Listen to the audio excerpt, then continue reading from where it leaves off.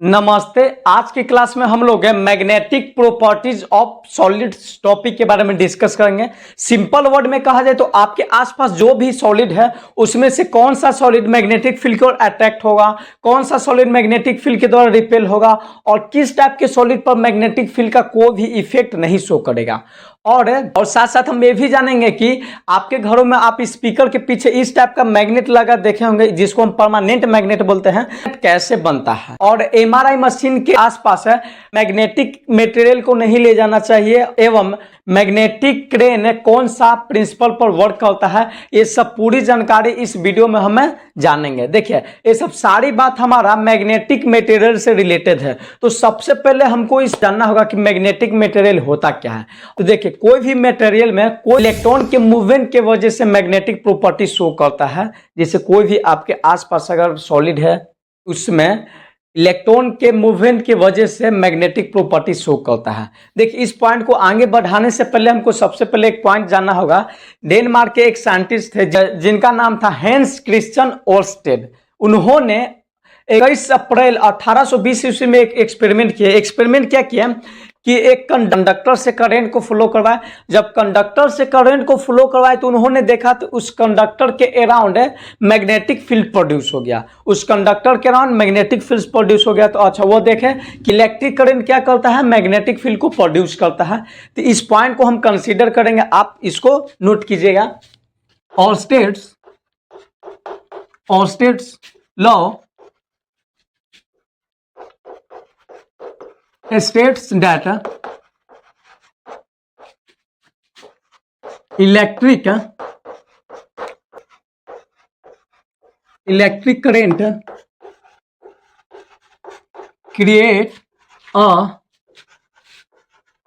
magnetic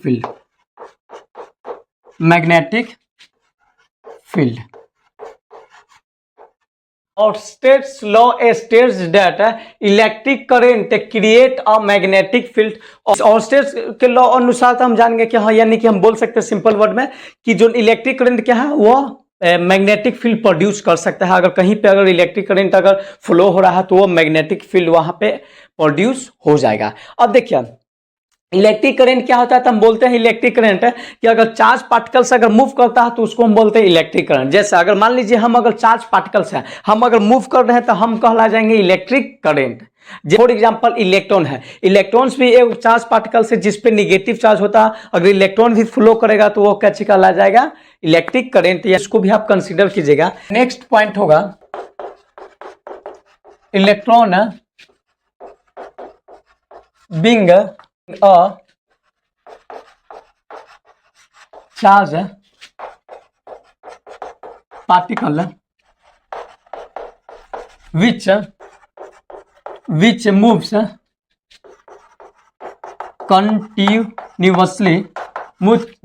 continuously, so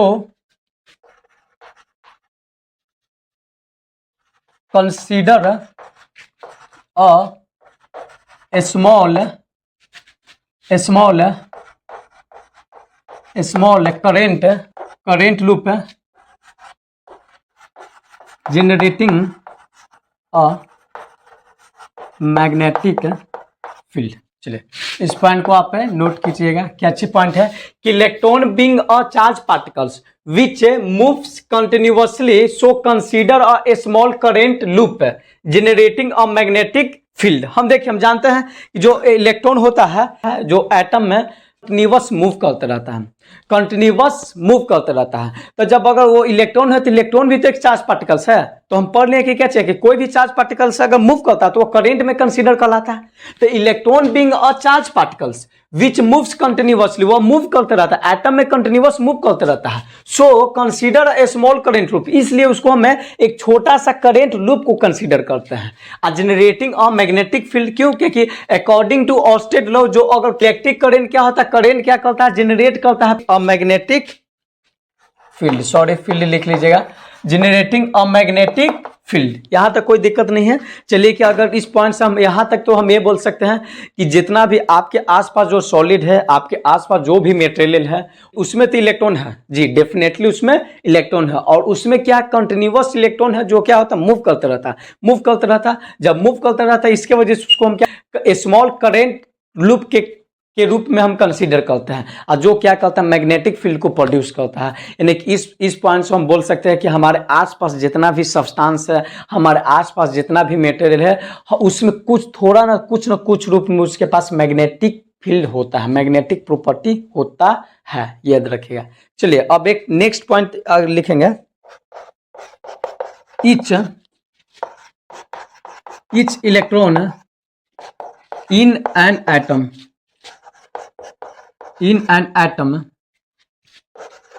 has a magnetic moment which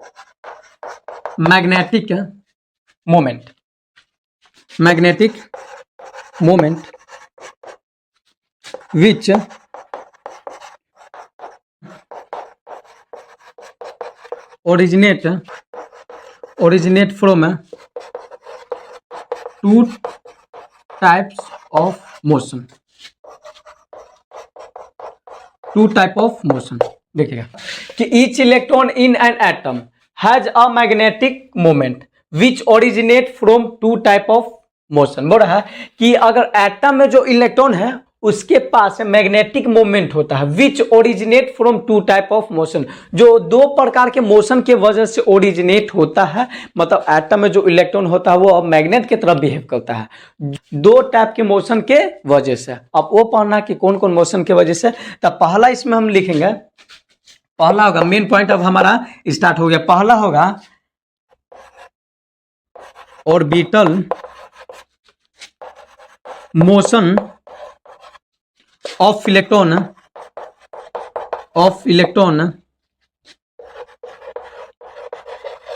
around the nucleus।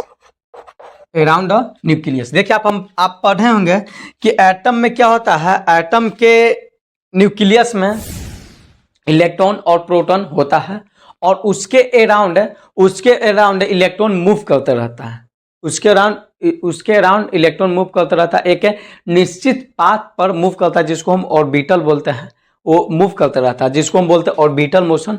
इसको हम समझते हैं, जैसे इसको हम कंसीडर करते हैं, ये है न्यूक्लियस, ये है एटॉमिक न्यूक्लियस। क्या होता है, यह है न्यूक्लियस। इसके अराउंड क्या होता है, इलेक्ट्रॉन मूव करता रहता है। इसके अराउंड क्या है, इलेक्ट्रॉन हमारा मूव कर रहा है। देखिए इसके अराउंड इलेक्ट्रॉन मूव कर रहा है, तो ये यहाँ पे जब इलेक्ट्रॉन मूव कर रहा है तो Oersted according to Oersted law के अनुसार हम बोल सकते हैं कि जब अगर इलेक्ट्रॉन अगर यहाँ पे मूव कर रहा है तो यह करेंट की तरफ बिहेव करेगा। इलेक्ट्रॉन अगर मूव करे, क्योंकि चार्ज पार्टिकल्स, हम पहले बोले कि electron being a charge particles which move continuously so consider a current रूप, वह करेंट की तरफ बिहेव करेगा। और ऑर्स्टेड लॉ के अनुसार ये करंट है जो क्या होगा, मैग्नेटिक फील्ड प्रोड्यूस कर देगा। तो देखिए यह जब अगर मूव कर रहा है तो यहाँ पर भी मैग्नेटिक फील्ड प्रोड्यूस हो जाएगा, यहाँ पर भी मैग्नेटिक मोमेंट बन जाएगा। यह होगा मैग्नेटिक मोमेंट, इसके अराउंड होगा। नेक्स्ट होता है सेकंड पॉइंट हम लिखेंगे, spin of electron around its access. Electron होता है ना जो एटम के न्यूक्लियस के अराउंड है अपना ऑर्बिट पर मूव करता रहता है जी, जिसको ऑर्बिटल मोशन बोलते हैं। और ऑर्बिट पर मूव करता रहता है, जैसे अगर ये मान लीजिए कि न्यूक्लियस है और अगर ये न्यूक्लियस है, ये हो गया इलेक्ट्रॉन, इसके अराउंड मूव कर रहा है, अपना ऑर्बिट के अराउंड मूव कर रहा है, जिसको हम ऑर्बिटल मोशन कहता है। यह मूव कर रहा है और साथ साथ में ये खुद मूव करते रहता है। अपना एक्सेस है, जैसे एक्सेस है तो खुद मूव करते रहता है, यहाँ पे खुद मूव करते रहता है, तो जिसको हम बोलते हैं spin of electron around its access. Electron अपना एक्सेस पे क्या होता है, घूमते रहता है, गोल गोल घूमते रहता है। जब अगर मूव कर रहा है तो वो भी तो मूव कर दिया, नहीं क्या चाहिए, करेंट के रूप में हम कंसिडर करेंगे, तो ये भी तो हमारा क्या मैग्नेटिक फील्ड प्रोड्यूस करेगा जी। हाँ, ये भी मैग्नेटिक फील्ड प्रोड्यूस करेगा। जैसे अगर फिगर से हम समझते हैं, इलेक्ट्रॉन है, अगर ये अपने एक्सेस पे ऐसे अगर मूव कर रहा है, यहाँ पे मैग्नेटिक फील्ड प्रोड्यूस हो जाएगा, ये हो जाएगा। जैसे इलेक्ट्रॉन है अपना एक्सेस पे अगर मूव कर रहा है तो वो क्या होगा, वो भी तो मैग्नेटिक फील्ड प्रोड्यूस कर जाएगा। अगर इसके वजह से spin of electron around its axis, axis पे मूव करता रहता, उसके वजह से भी मैग्नेटिक फील्ड प्रोड्यूस होता है। चलिए ये भी मेन पॉइंट है, ये जो मेरा पॉइंट है ध्यान से आप रखेगा कि each electron in an atom has a magnetic moment which originate from two type of motion, जो दो प्रकार का मोशन से क्रिएट होता है। Orbital motion of electron around the nucleus, nucleus के अराउंड अगर मूव कर रहा है तो करेंट के रूप मूव कर रहा है, यानी करंट हो गया, करंट के रूप में कंसीडर हो गया और मैग्नेटिक फील्ड प्रोड्यूस कर देगा। आगे स्पिन ऑफ इलेक्ट्रॉन, इलेक्ट्रॉन खुद है वो अपना एक्सेस पे मूव करते रहता है, मूव कर दिया यानी कि क्या चाहिए, वो करंट के रूप में कंसीडर हो गया, प्रोड्यूस कर देगा मैग्नेटिक मोमेंट, यानी मैग्नेटिक फील्ड प्रोड्यूस कर देगा। चलिए अब इस पॉइंट इसका एक स्क्रीनशॉट ले लीजिएगा। यहां तक हम समझ गए, हाँ यहां तक मेरा पॉइंट क्लियर हो गया कि जी हाँ इलेक्ट्रॉन है, इलेक्ट्रॉन ही प्ले करता है मैग्नेटिक फील्ड को प्रोड्यूस करने में। कोई भी मटेरियल में मैग्नेटिक प्रॉपर्टी कब शो करेगा, उसके इलेक्ट्रॉन की वजह से। इलेक्ट्रॉन अगर मूव करता है इसके वजह से।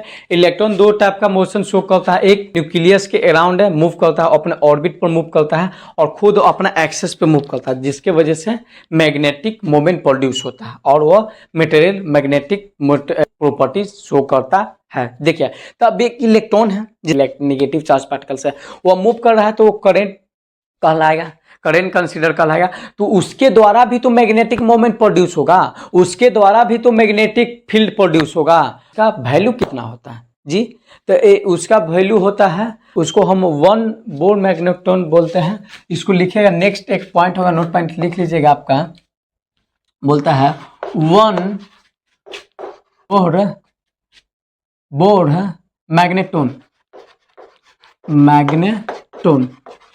is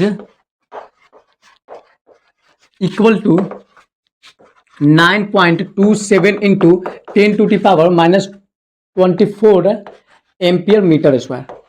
जी इस पॉइंट को आप कंसीडर लिख लीजिएगा, जी इस पॉइंट को आप लिख लीजिएगा। जो 1 बोर मैग्नेट्रॉन है, 1 बोर मैग्नेट्रॉन क्या होता है, एक इलेक्ट्रॉन के वजह से प्रोड्यूस किया गया मैग्नेटिक मोमेंट को हम 1 बोर मैग्नेट्रॉन बोलते हैं। बोर मैग्नेट्रॉन क्या है, मैग्नेटिक मोमेंट का यूनिट है, इसको मैग्नेटिक मोमेंट के द्वारा मेजर किया जाता है। तो 1 Bohr magnetron is equal to 9.27 into 10 to power minus 24 ampere metre square होता है। इसको आप कंसीडर कर लीजिए। पढ़ेंगे कि मैग्नेटिक प्रॉपर्टीज के बेसिस पे जो सॉलिड हमारा कितने टाइप का होता है। तो नेक्स्ट पॉइंट हम लिखेंगे, on the basis of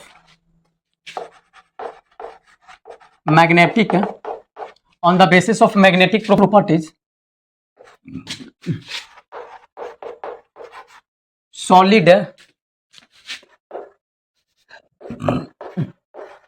is of 5 types. On the basis of magnetic property solid is of 5 type. Magnetic property के बेसिस पे आपके अराउंड जो भी सॉलिड है, आपके आसपास जो मटेरियल हो, वो हमारा 5 टाइप का होता है। कौन कौन होता है उसको हम लिखते हैं। देखिए 5 टाइप का होता है। एक होता है 5 टाइप का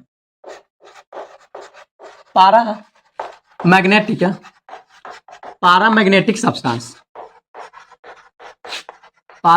सब्सटेंस। सेकंड होता है डायामैग्नेटिक सब्सटेंस। थर्ड होता है फेरोमैग्नेटिक सब्सटेंस। फोर्थ होता है एंटीफेरोमैग्नेटिक सब्सटेंस। एंड फिफ्थ होता है ferrimagnetic substance.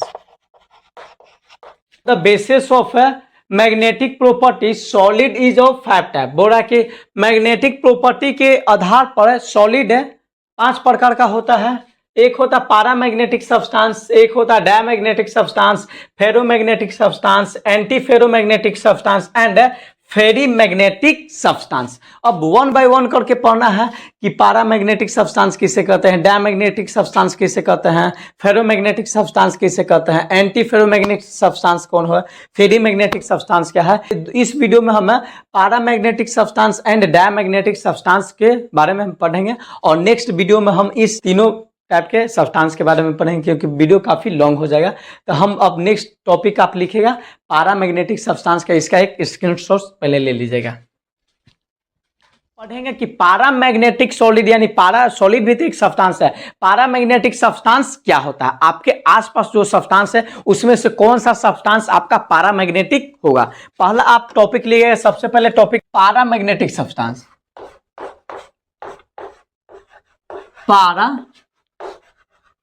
Magnetic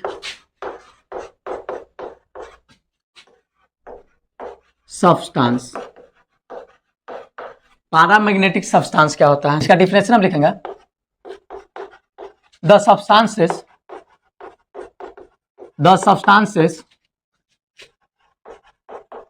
which are weakly attract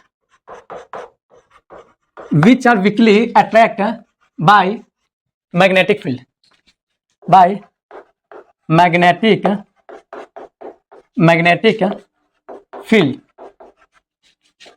are called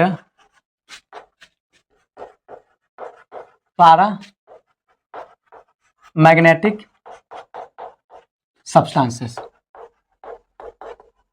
substances are called paramagnetic substances. The substances which are weakly attracted by magnetic field are called paramagnetic substance। वो रहा कि वैसा substance जो magnetic field की ओर weekly attract होगा, धीरे धीरे attract होगा और प्लस में वीकली होगा, स्ट्रॉन्ग नहीं होगा। जैसे समझने के लिए अगर ये परमानेंट मैग्नेट है और कोई सब्सटेंस है, फॉर एग्जांपल ये चौक है, इसको सब्सटेंस मानते हैं और क्या होगा, ये मैग्नेटिक फील्ड की ओर क्या होगा, वीकली अट्रैक्ट, धीरे धीरे अट्रैक्ट होगा और प्लस में अगर जो अट्रैक्ट होगा तो स्ट्रॉन्गली ना होगा, इसको हटाने के लिए हमको कम फोर्स लगाने पड़ेगा, कम अट्रैक्ट होगा, तो इसको हम बोल देंगे paramagnetic substance.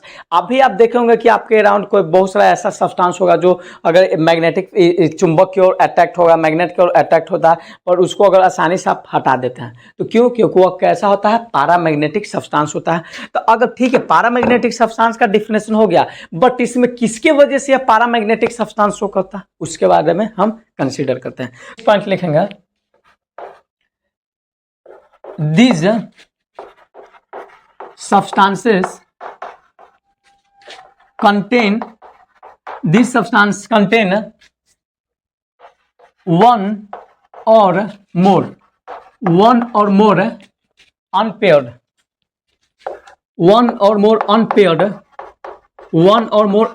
Electron.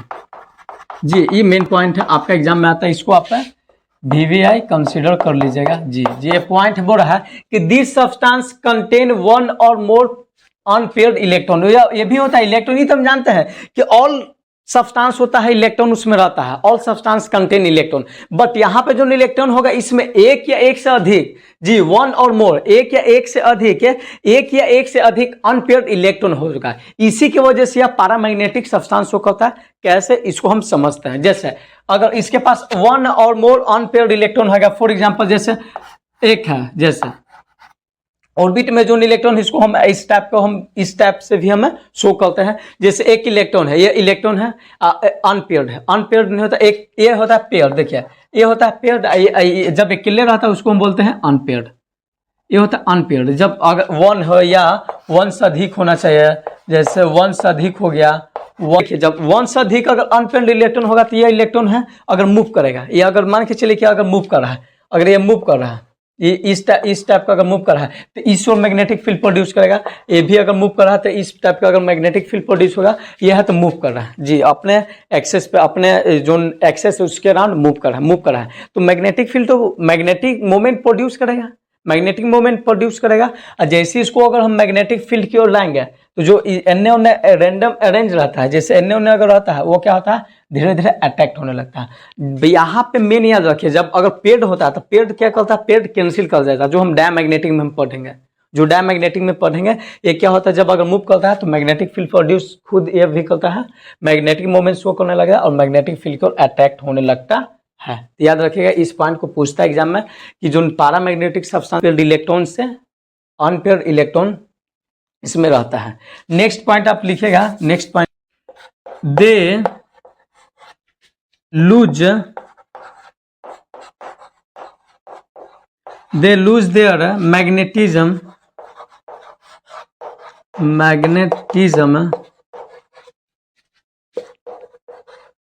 in the absence of magnetic field।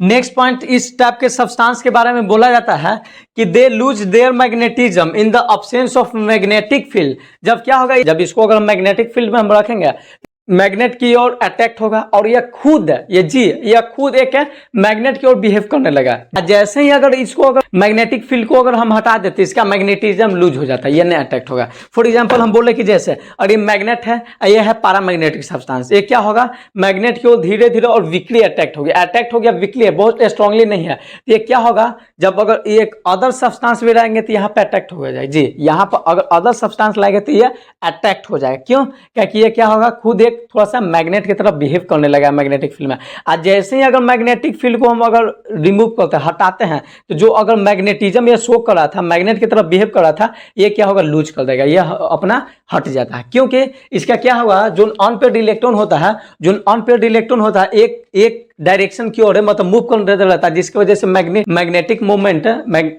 Moment show होता है। वो क्या होता है, जो रेंडमली अरेंज हो जाता है। जैसे एक एन्ने रहे तो क्या होगा, एक दो एन्ने ऐसे हो जाएगा, कैंसिल हो जाएगा, कट जाता है, इसी की वजह से। जैसे मैग्नेटिक फील्ड की ओर आता है तो यह क्या होता है, एक और डायरेक्शन हो जाता है और यह मैग्नेट को धीरे धीरे अट्रैक्ट होता है और वीकली अट्रैक्ट होता है। ये होता है पैरामैग्नेटिक सब्सटेंस। इसका एग्जांपल कौन सा होगा, तो इसका एग्जांपल में आप लिख लीजिएगा, पैरामैग्नेटिक सब्सटेंस का एग्जांपल में, examples O2, ion, chromium ion, TC जी।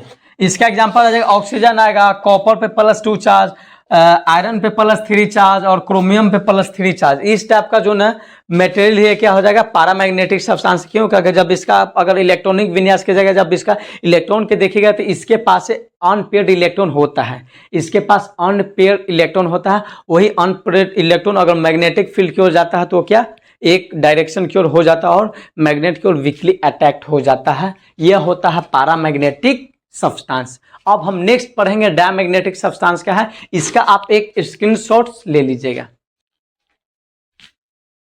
अब हम पढ़ते हैं डायमैग्नेटिक सब्सटेंस क्या है, मतलब आपके आसपास जो सब्सटेंस, उसमें से कौन सा सब्सटेंस डायमैग्नेटिक सब्सटेंस होता है। पैरामैग्नेटिक का जस्ट अपोजिट होता है डायमैग्नेटिक। पैरामैग्नेटिक में क्या था, वो क्या था, वीकली अट्रैक्ट होता था, यह क्या था, वीकली रिपेल्ड होता है। इसमें लिखेंगे डायमैग्नेटिक सब्सटेंस में लिखेंगे, बहुत इजी है, आपको बहुत आसानी से समझ में आएगा। डायमैग्नेटिक सब्सटेंस, इसका definition, the substances which are weakly repelled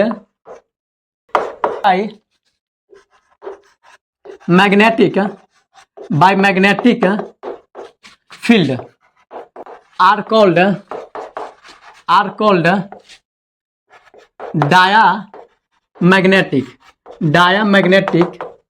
substances। Diamagnetic substances, इसका डेफिनेशन होता है द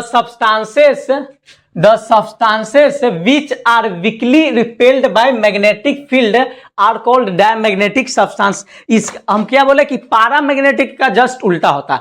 उसमें क्या था कि वीकली अट्रैक्ट हो रहा था, इसमें वीकली रिपेल्ड होगा, मतलब ढकेला जाएगा उसके द्वारा। आप अगर बचपन में कभी अगर देखेंगे, देखिए चुंबक के क्या होता है, जब चुंबक के अगर कोई चुंबक को जब अगर आता है तो आपस में एथी होता है, अट्रैक्ट हो जाता है, और जब उसका अगर पोल को हम एक्सचेंज करते हैं, जब उसको अगर हम अट्रैक्ट करवाते हैं तो क्या होता है, रिपेल्ड होता है, वो क्या आगे की ओर वो बढ़ जाता है। तो यहाँ पर भी ऐसा ही बोल रहा है कि the substances which are weakly repelled by magnetic field, जो अगर उसमें हम अगर मैग्नेटिक फील्ड अप्लाई करेंगे तो वो क्या होगा, सब्सटेंस अट्रैक्ट होने के बजाय क्या होगा, रिपेल्ड होगा, मूव हो जाएगा। जैसे ये सब्सटेंस है, अगर ये क्या है, डायमैग्नेटिक सब्सटेंस, अगर हम क्या कर रहे हैं, मैग्नेटिक फील्ड को अप्लाई कर रहे हैं, तो अट्रैक्ट होने के बजाय क्या होगा, ये क्या होगा, वीकली रिपेल्ड होगा, बहुत धीमे धीमे रिपेल्ड होगा, पता नहीं चलेगा। बस हाँ, यहाँ पे कंडीशन क्या रहना चाहिए कि स्ट्रॉन्ग मैग्नेटिक फील्ड को अप्लाई करना है, अगर वीक की कीजिएगा तो आपको कंसीडर नहीं होगा, याद रखिएगा। Diamagnetic substance, this substances contain paired electron, इसमें क्या होता है, पेयर्ड इलेक्ट्रॉन होता है। पेयर्ड इलेक्ट्रॉन होने की वजह से डायमैग्नेटिज्म शो करता है। पेयर्ड होने की वजह से इसका जो मैग्नेटिज्म होता है वो कैंसिल यह होता है। एग्जांपल्स H2O वाटर है, H2O, NaCl साधारण नमक, and benzene C6H6 ETC। Diamagnetic substance का एग्जांपल हो जाएगा H2O water, NaCl sodium chloride साधारण नमक जिसको हम बोलते हैं, और C6H6 बेंजीन। ये होता है डायमैग्नेटिक सब्सटेंस के अंतर्गत आते हैं। जैसे अगर H2O वाटर है, जैसे आप अगर समझिए, अगर वाटर अगर कहीं अगर नल से अगर वाटर अगर फ्लो हो रहा है, गिर रहा है, जब वाटर अगर गिर रहा है नल से, समझिए कि नल से अगर वाटर अगर गिर रहा है, अगर स्ट्रॉन्ग मैग्नेटिक फील्ड को अप्लाई करते हैं, स्ट्रॉन्ग मैग्नेटिक फील्ड को अप्लाई करते हैं, देखिए जब वाटर का फ्लो होगा इसकी ओर थोड़ा सा एनए चल जाएगा, इसका एनए हो जाएगा, ये थोड़ा सा इस तरफ मूव कर जाएगा। क्यों, क्या किया, वाटर क्या है, डायमैग्नेटिक सब्सटेंस है। डायमैग्नेटिक क्या है, मैग्नेटिक फील्ड के द्वारा थोड़ा सा वीकली रिपेल्ड होगा, ढकेला जाएगा। जैसे नमक है, इसलिए स्ट्रॉन्ग और मैग्नेटिक फील्ड को आप अगर लेते हैं, मैग्नेट ये प्रोड्यूस कर, इस पर अगर नमक को आप अगर गिराते हैं तो नमक क्या होगा, इस पर नहीं आकर थोड़ा सा रिपेल्ड होकर इसके अगल बगल में गिर जाएगा। उसी प्रकार बेंजीन हो जाएगा। ये होता है हमारा डायमैग्नेटिक सब्सटेंस। डायमैग्नेटिक सब्सटेंस और पैरामैग्नेटिक सब्सटेंस क्या होता है, आपको समझ में आ गया। अब नेक्स्ट वीडियो में हम इसका जो 3 types, ferromagnetic substance, anti ferromagnetic substance and ferrimagnetic substance क्या है, उसके बारे में हम वीडियो बना देंगे। जब तक के लिए जय हिंद, जय भारत। मिलते हैं नेक्स्ट वीडियो में।